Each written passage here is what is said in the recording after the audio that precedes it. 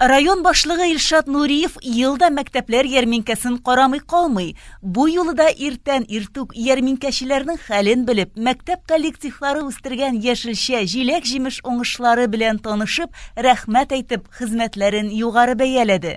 Ярминкәдә суган, сарымсак, кишер, чигендер, кәбестә, кабак, тош кабак, бәрәңге, кыяр, помидор, гөлҗимеш, кызыл, кара миләш бар да бар.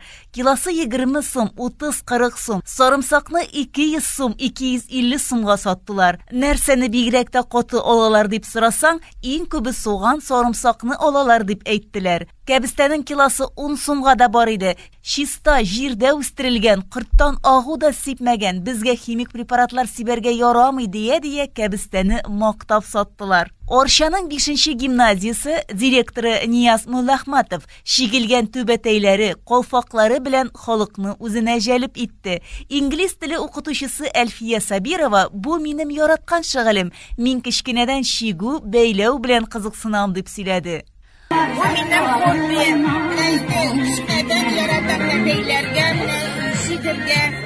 Особенно түбәтәйләр, калфаклар, сувенирный түбәтәй ясыйбыз. Хәзер костюмлар, детский костюмларды итә башлыйбыз инде. И мочалки, последнее увлечение. Игрушки-мочалки особенно очень популярны. Вот дети берут внукам, внучкам в баню, чтобы играть, смыться. Вот это вот вся моя продукция. Изюм вот вышиваем тоже с колфаками комплекты. Можно вот в отдельности.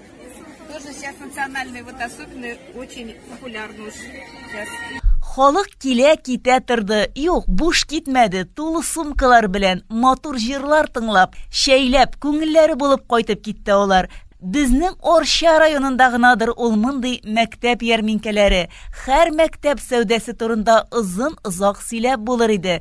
Бу сәүдә генә түгел, яз, җәй буе зур хезмәт куеп үстергән нигъмәтләр.